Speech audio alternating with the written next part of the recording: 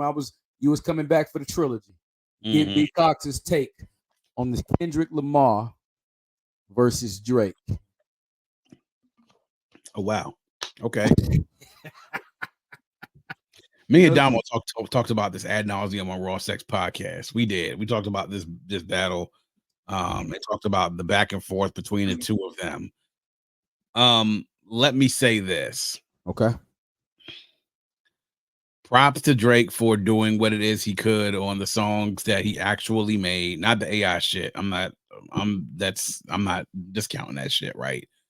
For coming back and attempting to do something and make it at least somewhat of a contest. But as I told people, when Kendrick finally decided to drop, and let's even leave Like That out of there, right? Because that's the thing that kind of got this whole thing kicked off. Got J. Cole hot and bothered for a little while. Then he decided to be like, you know what? Actually, I'm good. I'm gonna be over here. And while y'all talk, whenever y'all ready, let me know y'all ready to go. I'm gonna be over here. But nah, I'm good. I'm all right.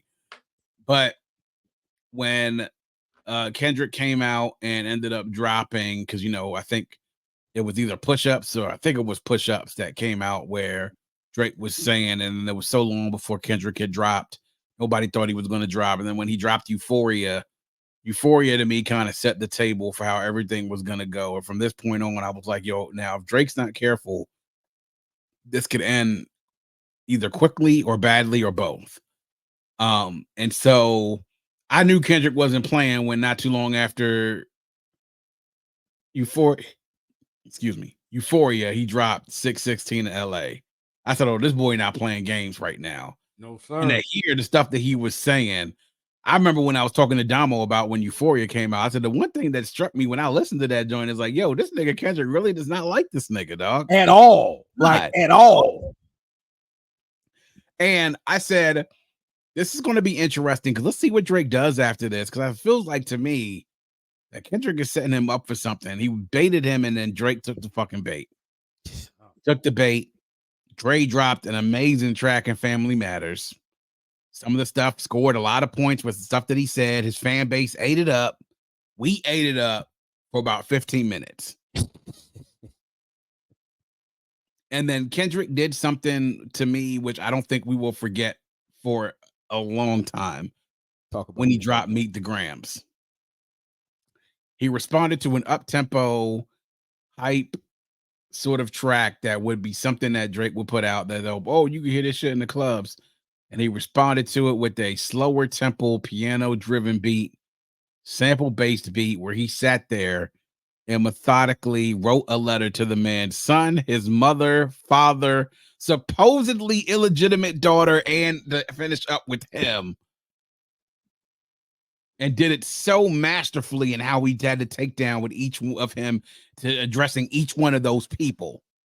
It was disrespectful.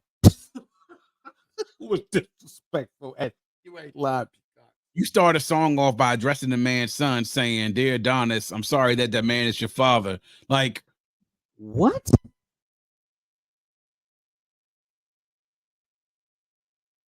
I mean, that's wild. That's wild.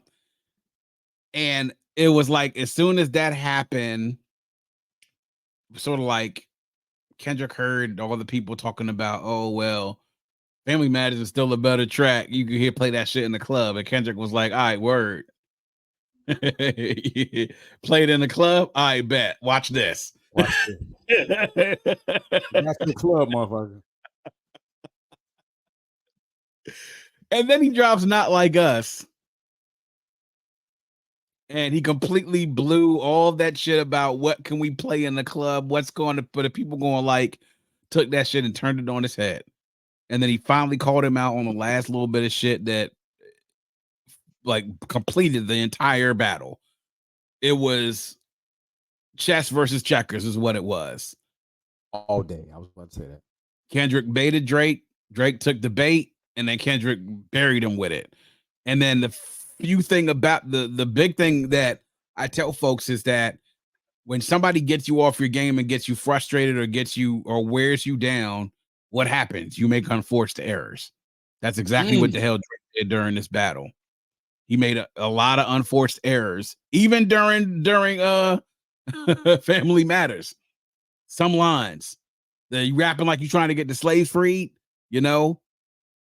The very last track that he writes, the Heart Part 6, where he pretty much brings something up that nobody had been talking about Millie Bobby Brown and about like, bro, what are you talking about? Nobody's talking about this shit. When your opponent wears you down and your opponent has you frustrated, you make unforced errors, and that's exactly what Drake did. It was chess versus checkers. That's exactly what it was. Kendrick baited him, probably with the first track like that.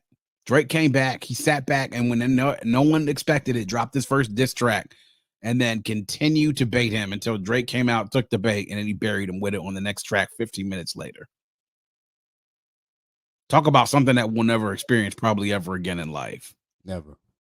Family Matters to Meet the Grams is something that is just like, damn. You mean he dropped another track already? But Drake just came out with this shit, though. Are you serious? If we could capture what the fuck social media looked like during that time, particularly Twitter/X. That shit was crazy. B.Cox. The way we'll be trying to explain that to our grandkids one day, because what the fuck that was like. Right. The fact that everybody was talking about Family Matters at one point in time, then all of a sudden it's just like, oh, wait, Kendrick just dropped something. It's a response already. Yeah. Yeah, it was chess versus checkers, man. It was a battle that Drake hoped he could compete, and he did, and scored some points. But this was never a battle he was going to win. And Kendrick knew that. And Kendrick just said, I'm going to get this shit out of the way because I don't like you, and I've been wanting to fucking get this shit out about you for a while. So let's get this shit out of the way. Meet me at school afterwards, 3 o'clock, outside by the buses. Is it because don't old school? Duck this rack, bring your ass. Yeah. And he did. He got his ass all hyped up, man, unforced errors, and then he fucking buried him with it. So he destroyed him. He did. And the fact that there are Drake fans out there still having this debate is hilarious. Let it go, y'all. Let it go. Your man lost. Okay. Your man lost. And to be quite honest, it really wasn't that close either. Let's be honest about that. It really wasn't that close. He scored some points, but it really wasn't that close. Yeah, he scored a few points, but yeah, a few points. It wasn't. He was never gonna win that competition. No, not at all. No. Wow. Well, B.Cox, man, you